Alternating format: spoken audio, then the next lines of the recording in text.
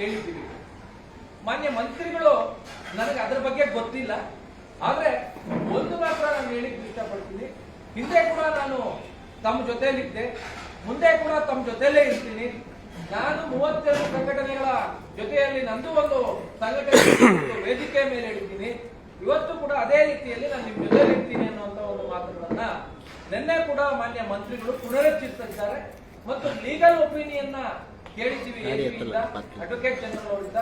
ಅವರು legal opinion ಕೊಟ್ಟ ಕೂಡಲೇ ನಾವು ಅದರ ಬಗ್ಗೆ ಪರಾಮರ್ಶೆ ಮಾಡಿಕೊಂಡು ನಮ್ಮ ಇಲಾಖೆಯ ಜೊತೆ ಮಾತುಕತೆ ಮಾಡಿ ಮುಂದಿನ ನಿರ್ಧಾರವನ್ನು ಕೈಗೊಳ್ತೀವಿ.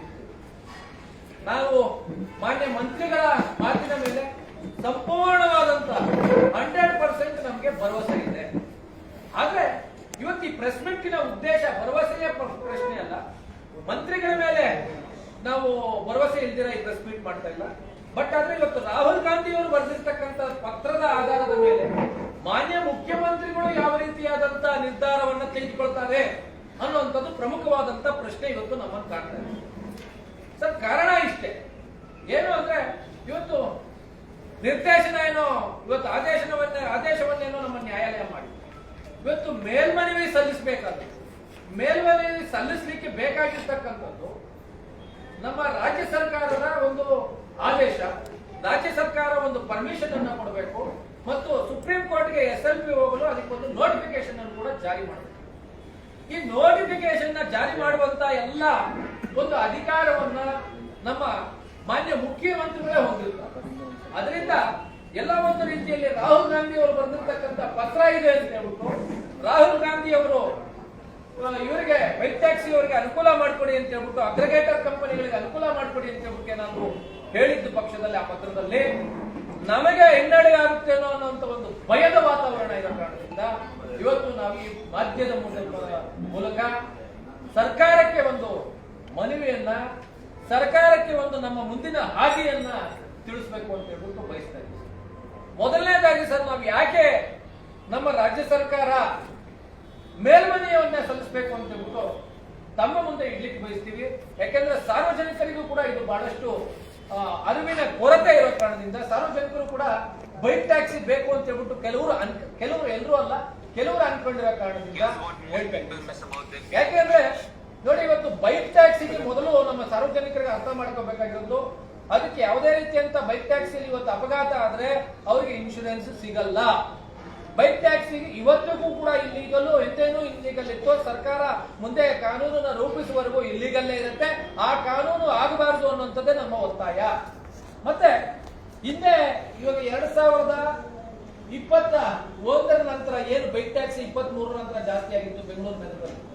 ಈ ಬೈಕ್ ಟ್ಯಾಕ್ಸಿ ಬೆಂಗಳೂರು ನಗರದಲ್ಲಿ ಆದಾಗ್ಲಿಂದ ಸರ್, ನಾನು ದಯವಿಟ್ಟು ತಮಗೆ ತಮ್ಮ ಮಾಧ್ಯಮಗಳ ಮೂಲಕ ಸಾರ್ವಜನಿಕರಿಗೆ ಮತ್ತು ಸರ್ಕಾರಕ್ಕೆ ತಿಳಿಸ್ಲಿಕ್ಕೆ ಬಯಸ್ತೀನಿ. ನೋಡಿ ಸರ್, ಇಲ್ಲೇ ಕೊಟ್ಟಿದ್ದಾರೆ, ಇದು ಮಾಧ್ಯಮಗಳಲ್ಲಿ ಬಂದಿರ್ತಕ್ಕಂಥದ್ದೇ. Ola bike pillion rider death ಆಗ್ಬಿಟ್ಟ. Are bike taxis are ensuring passenger safety in Hyderabad. ಇದು ಹೈದರಾಬಾದ್ ಅಲ್ಲಿ ಆಗಿರ್ತಕ್ಕಂಥದ್ದು. ಪ್ಯಾಸೆಂಜರ್ ಪಾಪ ಬೈಕ್ ಟ್ಯಾಕ್ಸಿ ಅಪಘಾತಕ್ಕೀಡಾಗಿ ಅಲ್ಲಿ ಅವನು ಡ್ರೈವರ್ ಸತ್ತೋದ. ಪ್ಯಾಸೆಂಜರ್ ಇದುವರೆಗೆ ತನಕ ಯಾವುದೇ ರೀತಿಯಾದಂತ ಇದು ಕೂಡ ಸಿಕ್ಕಿಲ್ಲ, ಅವನು ಹಾಸ್ಪಿಟಲೈಸ್ ಆಗಿದೆ. ಮತ್ತೆ ಕರ್ನಾಟಕದಲ್ಲೂ ಕೂಡ ಬೆಂಗಳೂರು ನಗರದಲ್ಲಿ ವೈಟ್ ಫೀಲ್ಡ್ ಹತ್ರ ಒಂದು ಆಕ್ಸಿಡೆಂಟ್ ಆಗಿದೆ. ಆ ಹೆಣ್ಮಗುಗೆ ತಲೆಗೆ ಏಟಾಯ್ತು, ನಿಮ್ಮಾನ್ಸಲ್ಲಿ ಅಡ್ಮಿಟ್ ಆದಾಗ ಅವ್ರಿಗೆ ಇದುವರೆಗೆ ತನಕ ₹1 ಇಲ್ಲ. ಒಂದು ಅಟ್ಲೀಸ್ಟ್ ಮಾನವತಾ ದೃಷ್ಟಿಯಿಂದ ಕೂಡ ಈ ಅಗ್ರಿಗೇಟರ್ ಕಂಪನಿಗಳು ಹೋಗ್ಬಿಟ್ಟು ಅವ್ರಿಗೆ ₹1 ಕೊಟ್ಟಿಲ್ಲ. ಮತ್ತೆ ಈ ರೀತಿಯಾದಂತಹ ಹಲವು ಘಟನೆಗಳು ಬೆಂಗಳೂರು ನಗರದಲ್ಲಿ ಆಕ್ಸಿಡೆಂಟ್ ಆಗಿದೆ, ಆಕ್ಸಿಡೆಂಟ್ಗಳು ಇದಾಗಿದೆ. ಬಟ್ ಯಾವುದೇ ಕಾರಣಕ್ಕೆ ಯಾವುದೇ ರೀತಿಯಲ್ಲಿ ಇವರಿಗೆ ಈ ನಮ್ಮ ಅಗ್ರಿಗೇಟರ್ ಕಂಪನಿಗಳಿಗೆ ಮಾನವತೆ ನಿಜ ಇಲ್ದಿರ ಅವ್ರು ಕರೆದು ಒಂದು ಸೌಜನ್ಯಕ್ಕಾದ್ರೂ ಒಂದು ಏನೋ ಒಂದು ಕೊಡ್ತೀನಿ ಅನ್ನುವಂತ ಒಂದು ಇದು ಮಾತುಗಳು ಕೂಡ ಎಲ್ಲೋ ಅಗ್ರಿಗೇಟರ್ ಕಂಪನಿ ಹೇಳಿರೋದನ್ನು ನಾವು. ಅದರಿಂದ ಇದನ್ನು ಕೂಡ ದೊಡ್ಡ ಮಟ್ಟದಲ್ಲಿ ಇವತ್ತು ರಾಜ್ಯ ಸರ್ಕಾರ ಗಮನಿಸಬೇಕು. ಎರಡನೇದಾಗಿ ಅದೇ ರೀತಿಯಲ್ಲಿ ಸರ್ ನೋಡಿ, Hyderabad Rapido driver arrested for demanding ₹30K to deliver parcel. ಏನ್ ₹30,000 ಒಂದು ಡೆಲಿವರಿ ಪಾರ್ಸಲ್ ಮಾಡೋದಕ್ಕೆ ಒಬ್ಬ ಡ್ರೈವರ್ ಡಿಮ್ಯಾಂಡ್ ಮಾಡ್ತಾನೆ. ಇವತ್ತು ನಮ್ಮ ಆಟೋ ಡ್ರೈವರ್ಗಳು ತಮಗೆ ಗೊತ್ತು ₹10, ₹20, ₹30 ಡ್ರೈವರ್ ಡಿಮ್ಯಾಂಡ್ ಮಾಡ್ತಾ ಇದ್ರೆ ಅವ್ರ ಮೇಲೆ ಇವತ್ತು ಆರೋಪಗಳು ಮಾಡ್ತಾರೆ ಸಾರ್ವಜನಿಕರು. ಅದೇ ಇವತ್ತು ₹30,000 ಒಬ್ಬ ಜಸ್ಟ್ ಒಂದು ಪಾರ್ಸಲ್ ಮಾಡೋದಕ್ಕೆ ಇವನು ಡಿಮಾಂಡ್ ಮಾಡ್ತಾನೆ, ಅವನು ಎಕ್ಸ್ಟ್ರಾಕ್ಟ್ ಮಾಡ್ತಾನೆ ಅಂತಂದ್ರೆ ಇನ್ನ ಕರ್ನಾಟಕ ರಾಜ್ಯದಲ್ಲಿ ಇದನ್ನ ಅಲೋ ಮಾಡಿದ್ರೆ ಯಾವ ಹಂತಕ್ಕೆ ಹೋಗುತ್ತೆ ಅನ್ನೋದನ್ನ ನಾವು ಸಾಕ್ಷಿ ಮುಂದೆ ಇಟ್ಟಿದ್ದೀವಿ. ಹಾಗಾದ್ರೆ ನೋಡಿ sir, women harassed by taxi driver in Hyderabad. ಯಾವ ಟ್ಯಾಕ್ಸಿ ಇದು? Bike taxi. ಈ ರೀತಿಯಾದಂತ ಘಟನೆಗಳು ತಮ್ಮ ಮುಂದೆ ಒಂದು ನಾನು 150 ಕೊಡಬಲ್ಲೆ ಎಷ್ಟು. ಮತ್ತೆ ಇನ್ನೊಂದು ಇಲ್ಲಿ ಕೂಡ car kills man ahead of work on bike taxi. Bike ಟ್ಯಾಕ್ಸಿಲಿ ಹೋಗ್ತಾ ಇರ್ತಕ್ಕಂಥದ್ದು, ಬೈಕ್ ಕಾರ್ ಬಂದು ಟಚ್ ಮಾಡಿದ ಕೂಡಲೇ ಬಿದ್ದೋದಾಗ ಮನುಷ್ಯ ಇವನು ಪಿಲೇನರು ಅವನಿಂದ ಯಾವುದೇ ರೀತಿಯಾದಂತ ಹೆಲ್ಮೆಟ್ ಇಲ್ಲ, ಅವನಿಗೆ ಇದಿಲ್ಲ. ಹೆಲ್ಮೆಟ್ ಇದ್ರೆ ಕೂಡ ಬದುಕೋದು ಬಹಳ ಕಷ್ಟವಾಗಿದೆ ಇದು. ಸರ್, ಈ ರೀತಿಯಾದಂತ ಸುಮಾರು ಒಂದು 100 ನಿದರ್ಶನಗಳನ್ನ ರಾಜ್ಯ ಸರ್ಕಾರಕ್ಕೆ ನಾವು ಕೊಡಬಹುದು. ಅದಾದ್ಮೇಲೆ ಸರ್, ಇವತ್ತು ನಮ್ಗೆಲ್ಲ ನಾನು ಹೇಳಲಿಕ್ಕೆ ಇಷ್ಟಪಡ್ತೀನಿ ಏನು ಅಂದ್ರೆ,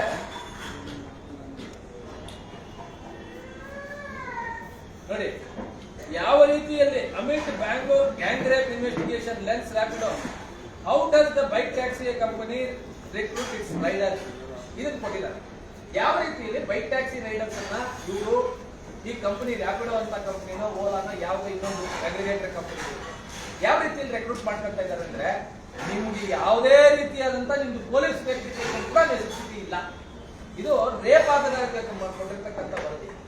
ಯಾವ ರೀತಿ ತಗೊಳ್ತಾರೆ ಅಂದ್ರೆ ವಿತೌಟ್ ಪೊಲೀಸ್ ವೆರಿಫಿಕೇಶನ್, ಯಾವುದೇ ರೀತಿಯಾದಂತ ಅವ್ರ ಮೇಲೆ ಇದು ತಗೊಳ್ತೀರ. ಬರೀ ನಿಮ್ಗೆ ಕೇಳ್ತಾ ಇರ್ತಕ್ಕಂಥ ಒಬ್ಬ ಬೈಕ್ ಓಡಿಸ್ತಾನೆ ಅಂದ್ರೆ ಒಂದು ಆಧಾರ್ ಕಾರ್ಡು, ಅವ್ನು ಬೈಕ್ ಡಿಎಲ್ ಅಷ್ಟೇ. ಅವ್ನು ನಿಜವಾಗ್ಲೂ ಅದು ಡೂಪ್ಲಿಕೇಟ್ ಡಿ ಅಲ್ಲ ಅಥವಾ ಡೂಪ್ಲಿಕೇಟ್ ಆಧಾರ್ ಕಾರ್ಡ್. ಇದು ಯಾವುದೇ ರೀತಿಯಾದಂತ ವೆರಿಫಿಕೇಶನ್ ಅಥವಾ ಅದ್ರ ಬಗ್ಗೆ ಪರಾಮರ್ಶೆಗೆ ಹೋಗುವಂತ ಕೆಲಸ ಯಾವುದೇ ರೀತಿಯಾದಂತ ಅಗ್ರಿಗೇಟರ್ ಕಂಪನಿಗಳು ಮಾಡಿ. ಇದು ಕೂಡ ದೊಡ್ಡ ಮಟ್ಟದಲ್ಲಿ ನಮ್ಮ ರಾಜ್ಯದ ಪ್ರಯಾಣಿಕರಿಗೆ, ನಮ್ಮ ರಾಜ್ಯದ ಜನರಿಗೆ ಸುರಕ್ಷತೆಯ ಒಂದು ಪ್ರಶ್ನೆ ಆಗಿದೆ. ಅದರಿಂದ ಕೂಡ ನಾವು ಬೈಕ್ ಟ್ಯಾಕ್ಸಿಯನ್ನು ದಯವಿಟ್ಟು ಕೈ ಬಿಡಿ ಅಂತ ಹೇಳ್ತೀವಿ. ಮತ್ತೆ ಮೂಲತಃ ನಾನು ಇವತ್ತು ಇದಕ್ಕೆ ಬರ್ತೀನಿ, ಏನು ನಮ್ಮ ನ್ಯಾಯಾಲಯ ಕೊಟ್ಟಿರ್ತಕ್ಕಂಥ ತೀರ್ಪಿನ ಮಾಹಿತಿಗೆ ಸಂಬಂಧ. ಸರ್ ನೋಡಿ, ಕಂಪಾರಿಟಿವ್ ಅನಾಲಿಸಿಸ್ ಅಂತ ಹೇಳ್ಬಿಟ್ಟು ಇದು ತಮಗೆ ಗೂಗಲ್ ಅಲ್ಲಿ ಕೂಡ ಸಿಗುತ್ತೆ. ಏನು ಅಂದ್ರೆ, 2 ವೀಲರ್ ಇಂಡ್ಯೂಸ್ಡ್ ಟ್ರಾಫಿಕ್ ಕಂಡೀಷನ್. ಯಾರೋ ಒಬ್ಬ ಮಹಾನುಭಾವ ನಮ್ಮ ಬೆಂಗಳೂರಿನ ನಗರದ ಲೋಕಸಭಾ ಸದಸ್ಯರು ಮತ್ತು ಉದ್ಯೋಗಿರಾಗಿರ್ತಕ್ಕಂಥ ಮೋಹನ್ ಪೈ ಅವರು ಕೂಡ ಹೇಳಿದ್ರು, ಬೈಕ್ ಟ್ಯಾಕ್ಸಿಗಳನ್ನ 2 ವೀಲರ್ಗಳನ್ನ ಅಲೋ ಮಾಡುವುದರ ಮೂಲಕ ಇಲ್ಲಿ ಟ್ರಾಫಿಕ್ ಕಂಜೆಷನ್ ಆಗುತ್ತೆ. ದಯವಿಟ್ಟು ಪ್ರತಿಯೊಬ್ಬರು ನಾನು ಮನವಿ ಮಾಡೋದಿಷ್ಟೇ, ಇದು ನಾನು ಬರೆದಿರ್ತಕ್ಕಂಥದ್ದಲ್ಲ, ನಾನ್ ಟೈಪ್ ಮಾಡೋದಲ್ಲ. ಇದನ್ನ ತಾವು ಗೂಗಲ್ ಅಲ್ಲಿ ಸರ್ಚ್ ಮಾಡಿದ್ರೆ ತಲುಪುತ್ತೆ, ಹೇಳುತ್ತೆ. ಈ ವರದಿ ಹೇಳುತ್ತೆ, ಕಂಪ್ಯಾರಿಟಿವ್ ಅನಾಲಿಸಿಸ್ ಮಾಡಿದ್ದಾರೆ. ಆಟೋಗಳಿಗೆ, ಬಸ್ಗಳಿಗೆ, ಟ್ಯಾಕ್ಸಿಗಳಿಗೆ ಕಂಪ್ಯಾರಿಟಿವ್ ಮಾಡಿಕೊಂಡು ಯಾವ ವಾಹನಗಳನ್ನು ಜಾಸ್ತಿ ರಸ್ತೆಗೆ ಬರೋದ್ರಿಂದ ಟ್ರಾಫಿಕ್ ಸಮಸ್ಯೆ ಆಗುತ್ತೆ ಅಂದ್ರೆ ದ ಫೈಂಡಿಂಗ್ಸ್ ಇದರಲ್ಲಿ ನಾನು ಹೇಳಲಿಕ್ಕೆ ಇಷ್ಟಪಡ್ತೀನಿ. The findings aims to contribute to a nuanced understanding of effective traffic management strategies, facilitating the development of tailored solutions for mitigating 2-wheeler induced congestion in Indian cities. Highest traffic congestion na induce ಮಾಡ್ತಾ ಇರತಕ್ಕಂಥದ್ದು, congestion ನ ತರ್ತಾ ಇರತಕ್ಕಂಥದ್ದು ಬೈಕ್ಗಳು ಅಂತ ಉಂಟು, 2 ವೀಲರ್ಗಳು ಅಂತ ಹೇಳ್ತಾ ಇದ್ದಾರೆ.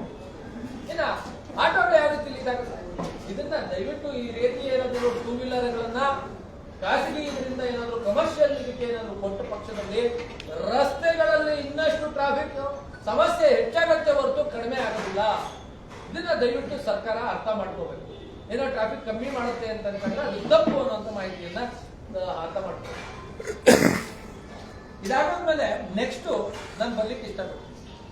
ನೋಡಿ ಸರ್, ಇದು ತಮ್ಮ ಮಾಧ್ಯಮಗಳಲ್ಲೇ ಬಂದಿರತಕ್ಕಂಥದ್ದು ಇನ್ನೊಂದು ಕಾಪಿ ಕೂಡ ಇದೆ. ಏನು ಅಂದ್ರೆ, ಇದು ಒಂದು ರಿಸರ್ಚ್ ಮಾಡಿದ್ದಾರೆ. ಏನ್ ರಿಸರ್ಚ್ ಅಂತಂದ್ರೆ, ಅಪಘಾತಗಳು ಯಾವ ವಾಹನಗಳಿಂದ ಹೆಚ್ಚಾಗುತ್ತೆ.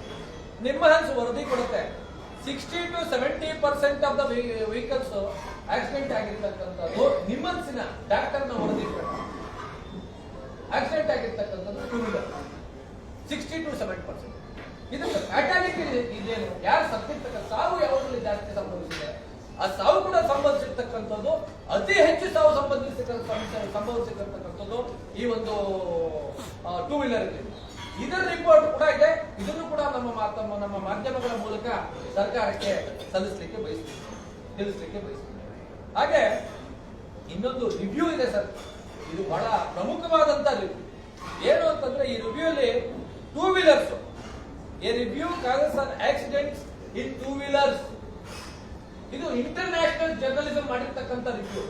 ನಾವ್ಯಾರೋ ನಮ್ಮ ಭಾರತದಲ್ಲಿರ್ತಕ್ಕಂಥವ್ರು ಅಥವಾ ಇವ್ರು ಕೊಟ್ಟಿಲ್ಲ, ಭಾರತದಲ್ಲಿ ಟೂ ವೀಲರ್ಗಳಿಂದ ಆಗತಾ ಇರತಕ್ಕಂತ ಅಪಘಾತಗಳ ಬಗ್ಗೆ ವರದಿ ಕೊಟ್ಟಿದೆ.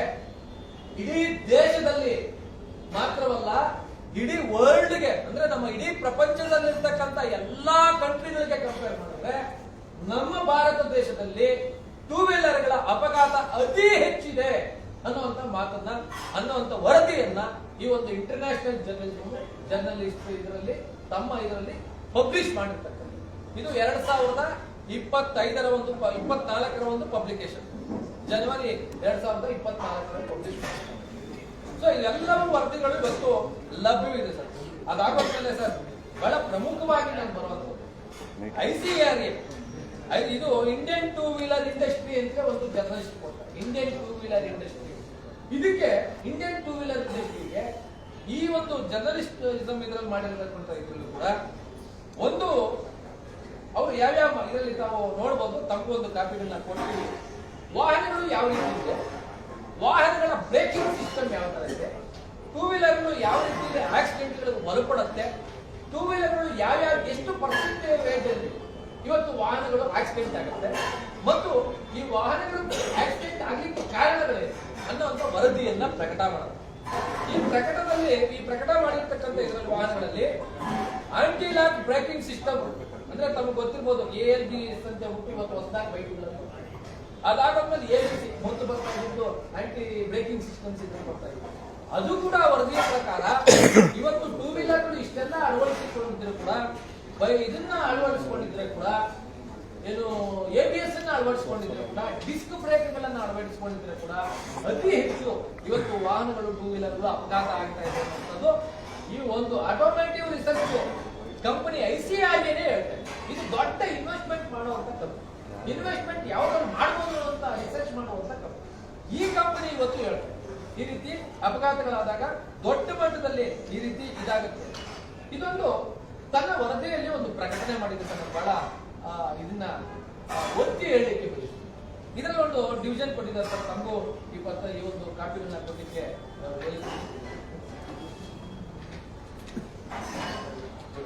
ಅದರಲ್ಲಿ ಲಾಸ್ಟ್ 4ನೇ ಪೇಜ್ ತಾವು ಓಪನ್ ಮಾಡಿದ್ರೆ ಸರ್, ತಮಗೆ ಯಾವ್ಯಾವ ವಾಹನಗಳು ಎಷ್ಟೆಷ್ಟು ಪರ್ಸೆಂಟೇಜ್ ವೈಸ್ ಆಕ್ಸಿಡೆಂಟ್ಗೆ ಒಳಪಡುತ್ತೆ ಅನ್ನುವಂಥ ವರದಿಯನ್ನು ಕೊಟ್ಟಿದ್ದಾರೆ ಸರ್. ಇದರಲ್ಲಿ road user category wise mix deaths on national highways 2022 2022 ವರದಿ. ಇದರಲ್ಲಿ ನೋಡಿ ಸರ್, ಫಸ್ಟ್ ಕೊಟ್ಟಿರ್ತಕ್ಕಂಥದ್ದು ಬಸ್ಸಸ್ ಆಕ್ಸಿಡೆಂಟ್ ಆಗಿರ್ತಕ್ಕಂಥದ್ದು ಕೇವಲ 3%. ಅದಾದ ನಂತರ ಟ್ರಕ್ಸ್ ಅಂಡ್ ಲಾರೀಸ್ ಆಗಿರ್ತಕ್ಕಂಥ ಆಕ್ಸಿಡೆಂಟ್ 9%, 9%. ಅದಾದ ನಂತರ ಕಾರ್ಸ್ ಅಂಡ್ ಟ್ಯಾಕ್ಸಿಸ್ ವ್ಯಾನ್ಸ್ ಆಗಿರ್ತಕ್ಕಂಥದ್ದು, ಕಾರು ಟ್ಯಾಕ್ಸಿಸ್ ವ್ಯಾನ್ಸ್ ಆಗಿರ್ತಕ್ಕಂಥದ್ದು ಕೇವಲ 17%. ಅದಾದ ನಂತರ ಬೈಸಿಕಲ್ಸ್, ಸೈಕಲ್ ಅಲ್ಲಿ ಆಕ್ಸಿಡೆಂಟ್ ಆಗಿರ್ತಕ್ಕಂಥದ್ದು 2%. ಟೂ ವೀಲರ್ಸ್ ಆಗಿರ್ತಕ್ಕಂಥದ್ದು 41%. ಇನ್ನ ಏನಪ್ಪಾ ನಿಮ್ದೆಲ್ಲ ಇವ್ರದೆಲ್ಲ ಹೇಳ್ಬಿಟ್ರೆ ಆಟೋಗಳವ್ರದ್ದು ಯಾಕೆ ಹೇಳಿಲ್ಲ ಸರ್? ಇದೇ ವರದಿ ಪ್ರಕಾರ ಆಟೋ ರಿಕ್ಷಾ ಆಕ್ಸಿಡೆಂಟ್ ಆಗಿರ್ತಕ್ಕಂಥದ್ದು ಕೇವಲ 4%. ಇದ್ರಲ್ಲಿ ಲಾಸ್ಟ್ ಬಟ್ ಒಂದು ಪೇಜ್ ನೋಡಿ ಸರ್, ಅದ್ರಲ್ಲಿ ಕಂಪ್ಯಾರಿಟಿವ್ ನೋಡಿ ಸರ್. ಇಲ್ಲೇ ರೌಂಡ್ ಇದರಲ್ಲಿ ಇದೆ ಸರ್, ICRA ಕೊಟ್ಟಿರ್ತಕ್ಕಂಥದ್ದು ಆಟೋ ರಿಕ್ಷಾ ಆಕ್ಸಿಡೆಂಟ್ ಆಗಿರ್ತಕ್ಕಂಥದ್ದು ಇಡೀ ದೇಶದ ವರದಿ. ಇದು 2022 ವರದಿ ಕೇವಲ 4%. ಟೂ ವೀಲರ್ ಬೈಕ್ ಟ್ಯಾಕ್ಸಿಸ್ ಆಗಿರ್ತಕ್ಕಂಥದ್ದು 41%. ಇದು ಓಕೆ ಸರ್, ಇದೆಲ್ಲ ಏನೋ ಇಂಟರ್ನ್ಯಾಷನಲ್ ಸರಿ ಮತ್ತು ನಮ್ಗೆ ಯಾಕೆ ಬೇಕು ಬೆಂಗಳೂರಿಗೆ, ನಮ್ಗೆ ಇದು ಯಾವ್ದೋ ವರದಿ ಕೊಟ್ಟಿರ್ತಕ್ಕಂಥ ನ್ಯಾಷನಲ್ ಹೈವೇಸ್ ವರದಿನೋ ಇದನ್ನು ನಾನೇ ತಗೊಂಡು ಮಾಡ ಬೆಂಗಳೂರಿಗೆ ಬರೋಣ ಅಂತ ಬೆಂಗಳೂರಿಗೆ ಮಾತ್ರ ಮಾತಾಡಿ ಅಂದ್ಬಿಟ್ಟು ನಾವು ಅನ್ಕೋಬಹುದು.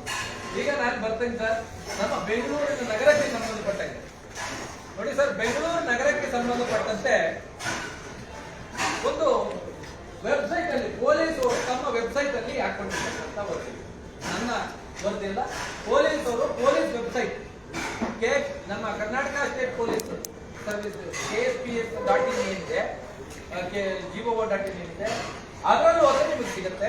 ಇದರ ಪ್ರಕಾರ ಕೂಡ, ಈ ವರದಿಯ ಪ್ರಕಾರ ಎಷ್ಟು ಆಗಿರ್ತಕ್ಕಂಥದ್ದು ಎಷ್ಟು 142% ಇವತ್ತು ಬೈಕ್ ಟ್ಯಾಕ್ಸ್ ಇದಾಗಿದೆ.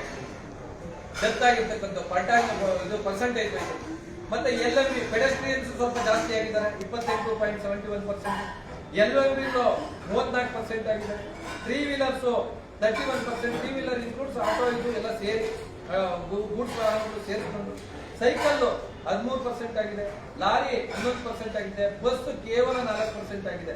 ಅದರ್ಸ್ ಬೇರೆ ಕೊಟ್ಟಿದ್ದಾರೆ, ಅದು ಕೇವಲ 1% ಅಂತ ಹೇಳಿ. ಇದು ನಮ್ಮ annual fatal crashes and fatalities by road users in. ಇದು ನಮ್ಮ ಕರ್ನಾಟಕ ಪೊಲೀಸ್ ವೆಬ್ಸೈಟ್ ಅಲ್ಲೇ ಸಿಗುತ್ತೆ. ಸೊ ಇಷ್ಟೆಲ್ಲ ಮಾಹಿತಿಗಳು ಸರ್ಕಾರದ ಮುಂದೆ ಕೂಡ ಇದೆ. ಮತ್ತು ಸರ್ಕಾರದ ಮುಂದೆ ಏನಪ್ಪಾ ಇದ್ದಿದ್ದು ಬಿಟ್ಟು ಇದು ಬರೀ ಸರ್ಕಾರದ ಮುಂದೆ ಮಾತ್ರ ಇತ್ತು. ಇದನ್ನ ನೀವು ಕೂಡ ನ್ಯಾಯಾಲಯದಲ್ಲಿ ನಾವು ಕೂಡ ಅಸೋಸಿಯೇಷನ್ಗಳು ಕೂಡ ನಾವು ಅಪ್ಲಿಕೇಶನ್ ಅರ್ಜಿಗಳನ್ನ ಹಾಕೊಂಡಿದ್ವಿ. ತಾವು ವಕೀಲರಾಗಿದ್ದೀರಿ, ತಾವು ಯಾಕೆ ನ್ಯಾಯಾಲಯದ ಮುಂದೆ ಮಂಡನೆ ಮಾಡಲಿಲ್ಲ? ಮಂಡನೆ ಮಾಡ್ಲಿಕ್ಕೆ ನಮ್ಗೆ ಸಿಕ್ಕಂತ ಸಮಯ ಕೇವಲ 5 ರಿಂದ 6 ನಿಮಿಷ, 10 ನಿಮಿಷ ಮ್ಯಾಕ್ಸಿಮಮ್ ಮಾಡ್ತೀವಿ. ಬೇರೆ ಬೈಕ್ ಟ್ಯಾಕ್ಸಿಗಳವರಿಗೆ ಹಲವು ಗಂಟೆಗಳ ಕಾಲಾವಕಾಶ. ನಮ್ಮದು ಕೆಲವೊಂದು ನ್ಯೂನತೆಗಳಿತ್ತು, ಆ ಕಾರಣದಿಂದ ನಮಗೆ ಸಮಯಾವಕಾಶ. ಸರ್ಕಾರ ತನ್ನ ಕೈಲಾದಷ್ಟು ಮಟ್ಟದಲ್ಲಿ ಅಡ್ವೊಕೇಟ್ ಜನರಲ್ ಅವರು ಖಂಡಿತ ತಮ್ಮ ವಾದಗಳನ್ನು ಮಂಡಿಸಿದರು. ಆದ್ರೆ ಮಾನ್ಯ ಮಂತ್ರಿಗಳು ಕೂಡ ನಮಗೆ ಎಲ್ಲಾ ರೀತಿಯಾದಂತಹ ಸ್ಪಂದನೆಯನ್ನ ಕೊಟ್ಟಿದ್ದಾರೆ. ಇವತ್ತು ನಾವು ನಮ್ಮ ಈ ಬೈಕ್ ಟ್ಯಾಕ್ಸ್ ಇದರಲ್ಲಿ ಡಿಟೈಲ್ ಆಗಿ ಮೆನ್ಷನ್ ಮಾಡಿದ್ದೀವಿ. ಕಾರಣಗಳಿಂದ ಇವತ್ತು ನಮ್ಮ ರಾಜ್ಯ ಸರ್ಕಾರ ಇವತ್ತು ಅಪೀಲ್ ಸುಪ್ರೀಂ ಕೋರ್ಟ್ ಅಪೀಲ್ ಹೋಗಬೇಕಿದೆ ಅಂತ ಹೇಳ್ಬಿಟ್ಟು ನಮ್ಮ ಈ ಪತ್ರಿಕಾಗೋಷ್ಠಿಯ ಒಂದು ಇದರಲ್ಲಿ ಪ್ರೆಸ್ ನೋಟ್ ಅಲ್ಲಿ ನಾನು ಕೊಟ್ಟಿದ್ದೀನಿ. ಇದರಲ್ಲಿ ಹಲವು ಅಂಶಗಳನ್ನ ನಾವು ತಗೊಂಡಿದ್ದೀವಿ. ಒಂದು, ಇವತ್ತು ಆದೇಶ ಹೇಳುತ್ತೆ ಪರವಾನಗಿಯನ್ನ ಕೊಡಿ. ಯಾವುದೇ ಒಂದು ಮೋಟಾರ್ ವೆಹಿಕಲ್ ಆಕ್ಟ್ ಅಲ್ಲಿ ಸಾಮಾನ್ಯ ಇದು ಅಂದ್ರೆ ಇವಾಗ ಒಂದು ರಿಸ್ಟ್ರಿಕ್ಟೆಡ್ ಪರ್ಮಿಟ್ ಇದೆ, ಮತ್ತೆ ರಿಸ್ಟ್ರಿಕ್ಟ್ ಇಲ್ಲದೆ ಇರತಕ್ಕಂಥ ಪರ್ಮಿಟ್. ಈಗ ಕೆಲವೊಂದು ಆಟೋ ರಿಕ್ಷಾಗಳಿಗೆ ಬೆಂಗಳೂರು ನಗರಕ್ಕೆ ಸಂಬಂಧಪಟ್ಟಂತೆ ರಿಸ್ಟ್ರಿಕ್ಟೆಡ್, ಇಷ್ಟೇ ವರ್ಷಕ್ಕೆ ಇಷ್ಟೇ ಕೊಡಬೇಕು, based on geography, based on ಎಷ್ಟು ಪಾಪ್ಯುಲೇಷನ್ ಇದೆ ಅನ್ನೋದು. ಇವತ್ತು ಆಯ್ತಪ್ಪ, ಇವತ್ತು ನ್ಯಾಯಾಲಯ ಹೇಳಿದೆ ಪರವಾನಗಿ ಕೊಡಿ ಅಂತ ಹೇಳ್ಬಿಟ್ಟು ಲಕ್ಷಾನುಗಟ್ಟಲೆ ಸಾವಿರಾನುಗಟ್ಟಲೆ ಪರ್ಮಿಟ್ಗಳನ್ನು ಕೊಟ್ಬಿಟ್ರೆ ನಮ್ಮ ಬೆಂಗಳೂರು ನಗರದ ಪರಿಸ್ಥಿತಿ ಏನಾಗುತ್ತೆ? ಇದನ್ನ ಸರ್ಕಾರ ಮೊದಲನೇದು ಗಣನೆಗೆ ತಗೋಬೇಕು. ಸರ್ಕಾರದ ಅಡಿಯಲ್ಲಿ ಸೆಕ್ಷನ್ 67 ಅಡಿಯಲ್ಲಿ ರಾಜ್ಯ ಸರ್ಕಾರಕ್ಕೆ ತನ್ನದೇ ಆದಂತಹ ಅಧಿಕಾರ ಇದೆ. ಈ ಮಹತ್ತರವಾದಂತಹ ಅಧಿಕಾರವನ್ನು ಚಲಾಯಿಸಿ ಈ ಒಂದು ಇದಕ್ಕೆ ಅಮೆಂಡ್ಮೆಂಟ್ ತರಬೇಕು. ಕೇಂದ್ರದ ಅಗ್ರಿಗೇಟರ್ ರೂಲ್ಸ್ಗೆ ಏನು ಕೇಂದ್ರ ತಗೊಂಡಿದೆ, ಕೇಂದ್ರವನ್ನ ಅಗ್ರಿಗೇಟರ್ ರೂಲ್ಸ್ ಮಾಡಿದೆ, ಆ ಕೇಂದ್ರದ ಅಗ್ರಿಗೇಟರ್ ರೂಲ್ಸ್ ಅನ್ನ ಕರ್ನಾಟಕ ರಾಜ್ಯದಲ್ಲಿ 67 ಅಡಿಯಲ್ಲಿ ಅಮೆಂಡ್ಮೆಂಟ್ ಮಾಡಿ ಅದನ್ನ ಕಿತ್ತೊಗೆಯುವಂತ ಕೆಲಸವನ್ನ ನಮ್ಮ ರಾಜ್ಯದಲ್ಲಿ ಪಾಲಿಸಬಾರದು ಅಂತ ಹೇಳ್ಬಿಟ್ಟು ರಾಜ್ಯ ಸರ್ಕಾರಕ್ಕೆ ನಾವು ಒತ್ತಾಯ ಮಾಡ್ತೀವಿ. ಹಾಗೆ ಇವನು ಸುಪ್ರೀಂ ಕೋರ್ಟ್ ಕೂಡ ಹೇಳಿ ಏನು ಅಂತಂದ್ರೆ ಕೋರ್ಟ್ಗಳಿಗೆ ಇಂಥದ್ದೇ ಒಂದು ಇದಕ್ಕೆ ಪರ್ಮಿಷನ್ ಕೊಡಿ ಅಂತ ಹೇಳಲಿಕ್ಕೆ ಅಧಿಕಾರ. ಕೆಲವೊಂದು ಪಾಲಿಸಿಗಳು ರಾಜ್ಯ ಸರ್ಕಾರದ ವ್ಯಾಪ್ತಿಯಲ್ಲಿ ಬರುತ್ತೆ. ರಾಜ್ಯ ಸರ್ಕಾರ ತನ್ನ ಪ್ರಜೆಗಳ ಹಿತದೃಷ್ಟಿಯನ್ನ ಗಮನದಲ್ಲಿಟ್ಟುಕೊಂಡು ತನ್ನ ಪ್ರಜೆಗಳಿಗೆ ಏನು ತೊಂದರೆ ಆಗದಂತೆ ನಡ್ಕೋಬೇಕಾದ್ರು ಅವರಿಗೆ ಒಂದು ಒಳ್ಳೆಯ ರೀತಿಯಾದಂತಹ ಸೌಲಭ್ಯವನ್ನು ಕಲ್ಪಿಸುವಂಥದ್ದು, ಅವರ ಒಂದು ಸುರಕ್ಷತೆಯನ್ನು ಕಾಪಾಡುವಂಥದ್ದು ಸರ್ಕಾರದ ಕೆಲಸ. ರಾಜ್ಯ ಸರ್ಕಾರ ಈ ಕೆಲಸವನ್ನ ಮಾಡುತ್ತೆ. ಆದ್ರೆ ಇವತ್ತು ಆ ಒಂದು ಇದನ್ನ ನಮ್ಮ ಏನು ರಕ್ಷಣೆ ಸುರಕ್ಷತೆಗೆ ಸಂಬಂಧಪಟ್ಟಂಗೆ ನ್ಯಾಯಾಲಯ ತನ್ನ ತೀರ್ಪಿನಲ್ಲಿ ಯಾವುದೇ ರೀತಿಯಾದಂತಹ ಒಂದೇ ಒಂದು ವರ್ಡ್ ಕೂಡ ಅವರು ತಗೊಳ್ಳದೇ ಇರೋದ್ರಿಂದ ಅದನ್ನ ಕೂಡ ಒಂದು ದೊಡ್ಡ ಮಟ್ಟದಲ್ಲಿ ಗಣನೆಗೆ ತೆಗೆದುಕೊಂಡು ಅಂಶವನ್ನ ಗಣನೆಗೆ ತೆಗೆದುಕೊಂಡು ಸುಪ್ರೀಂ ಕೋರ್ಟ್ ಹೋಗಬೇಕು ಅಂತೇಳಿ ನಾವು ರಾಜ್ಯ ಸರ್ಕಾರವನ್ನ ಒತ್ತಾಯ ಮಾಡ್ತೀವಿ. ಆಮೇಲೆ ಈ ಒಂದು ಕಾಯ್ದೆಯ ಮೋಟಾರ್ ವೆಹಿಕಲ್ ಕಾಯ್ದೆ ಬರ್ಲಿಕ್ಕೆ ಕಾರಣ ಏನು? ಮೋಟಾರ್ ವೆಹಿಕಲ್ ಕಾಯ್ದೆಯ ಪ್ರಪ್ರಥಮ ಫಂಡಮೆಂಟಲ್ ರೀಸನ್ ಏನು ಅಂತಂದ್ರೆ ಪ್ರಯಾಣಿಕರ ಸುರಕ್ಷತೆ ಮೇನ್ ಇಂಪಾರ್ಟೆಂಟ್. ಆ ಕಾರಣದಿಂದ ರೂಲ್ಸ್ ಫ್ರೇಮ್ ಮಾಡೋದು. ಇವತ್ತು 2 ವೀಲರ್ ಅಲ್ಲಿ ಯಾವುದೇ ರೀತಿಯಾದಂತಹ ಸುರಕ್ಷತೆ ಇಲ್ಲ ಅಂತ ಹೇಳ್ಬಿಟ್ಟು ಇಷ್ಟು ವರದಿಗಳು ಹೇಳುವಾಗ ಯಾವ ರೀತಿಯಲ್ಲಿ ಸರ್ಕಾರ ಇವತ್ತು ಸುಮ್ಮನೆ ಕುಳಿತುಕೊಳ್ಳುತ್ತೆ, ಇದನ್ನ ಅಪೀಲಿಗೆ ಹೋಗಿಲ್ಲ ಅನ್ನೋದು, ಅಪೀಲ್ಗೆ ಹೋಗಿಲ್ಲ ಅನ್ನೋದು ಕೂಡ ಬಹಳ ದೊಡ್ಡ ಮಟ್ಟದಲ್ಲಿ ನಾವು ಇವತ್ತು ಇದು ಮಾಡ್ತೀವಿ. ಹಂಗೆ ನೆಕ್ಸ್ಟ್ ಬಂದು ಏನೇನು ಇವತ್ತು ರಾಜ್ಯ ಸರ್ಕಾರದ ಮುಂದೆ ಇದೆ, ಅಪಘಾತದ ಪ್ರಮಾಣ ಆಗಿರ್ಬೋದು, ಸಾರ್ವಜನಿಕ ಸುರಕ್ಷತೆ ಆಗಿರ್ಬೋದು, ಏನು ನಿಯಮ ಪಾಲನೆಗಳಾಗಿರ್ಬೋದು, ಇವೆಲ್ಲವೂ ಉಲ್ಲಂಘನೆ ಆಗ್ತಾ ಇರ್ತಕ್ಕಂಥದ್ದು ಬೈಕ್ ಟ್ಯಾಕ್ಸ್ಗಳನ್ನು ನಾವು ನೋಡ್ಬೋದು. ಯಾಕಂತಂದ್ರೆ ಸುರಕ್ಷತೆ ಇಲ್ದಿರ ಬೈಕ್ಗಳು ಏನಂದ್ರೆ ಆಟೋಗಳು ನಿಮಗೆ ಫುಟ್ಪಾತ್ ಮೇಲೆ ಹತ್ತಕ್ಕಾಗಲ್ಲ, ಬೈಕ್ಗಳು ಫುಟ್ಪಾತ್ ಮೇಲೆ ಕೂಡ ಹತ್ಕೊಂಡು ಹೋಗುವಂತ ಕೆಲಸ. ಅದರಿಂದ ದೊಡ್ಡ ಮಟ್ಟದಲ್ಲಿ ಸುರಕ್ಷತೆಗೆ ತೊಂದರೆ ಆಗುತ್ತೆ. ಹಾಗೆ ಇನ್ನೊಂದು ಅಂಶ, ಪ್ರಮುಖವಾದಂತ ಅಂಶ ಅಂದ್ರೆ ಸರ್, ಈ ಒಂದು ಟೂ ವೀಲರ್ ಅಲ್ಲಿ ಆಕ್ಸಿಡೆಂಟ್ ಆಗಿದ್ದ ಕೂಡಲೇ ಇಮಿಡಿಯೇಟ್ ಆಗಿ ರಿಲೀಫ್ ಯಾರು ಕೊಡೋದಕ್ಕೆ ಬರುತ್ತೆ. ಕಾರಣ ಇಷ್ಟೇ, ಯಾಕಂದ್ರೆ ಸರ್ ಟೂ ವೀಲರ್ ಬಿದ್ದ ಕೂಡಲೇ ಅವ್ನು ಎಲ್ಲಿ ಬೀಳ್ತಾನೆ ಅನ್ನೋದು ಗೊತ್ತಾಗುತ್ತೆ.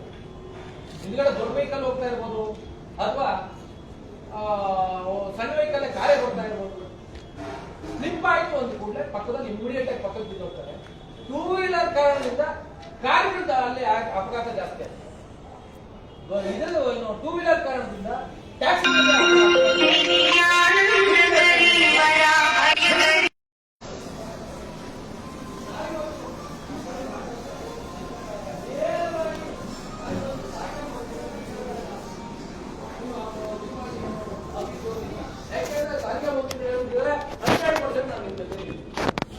ನಾವು ಕೇಳ್ತಾ ಇರ್ತಕ್ಕಂಥದ್ದು ಮಾನ್ಯ ಮುಖ್ಯಮಂತ್ರಿಗಳನ್ನ, ದಯವಿಟ್ಟು ಇದಕ್ಕೆ ಕರ್ನಾಟಕ ರಾಜ್ಯದಲ್ಲಿ ವೈಟ್ ಟ್ಯಾಕ್ಸಿಗೆ ಯಾವುದೇ ಕಾರಣಕ್ಕೆ ಆಗಲಿ ಅವಕಾಶ ಮಾಡಿಕೊಡಬಾರ್ದು. ಏನಾದ್ರೂ ವೈಟ್ ಟ್ಯಾಕ್ಸಿಗೆ ಅವಕಾಶ ಮಾಡಿಕೊಟ್ಟ ಪಕ್ಷದಲ್ಲಿ ಮುಂದೆ ಅದಕ್ಕೆ ಆಗು ಹೋಗುಗಳಿಗೆ ಆಗುವಂತ ತೊಂದರೆಗಳಿಗೆ ಸರ್ಕಾರನೇ, ಎಸ್ಪೆಷಲಿ ಸಿದ್ದರಾಮಯ್ಯ ಅವರೇ ಹೊಣೆ ಆಗ್ತಾರೆ. ಸರ್ಕಾರಕ್ಕೆ ನಮ್ಮ ಖಾಸಗಿ ಸಾರಿಗೆ ಸಂಘಟನೆಗಳ ಒತ್ತಾಯ ಇಷ್ಟೇ, ಮನವಿ ಇಷ್ಟೇ, ದಯವಿಟ್ಟು ಇಮಿಡಿಯೇಟ್ಲಿ, ಹಲವೇ ದಿನಗಳು ಬಾಕಿ ಇದೆ.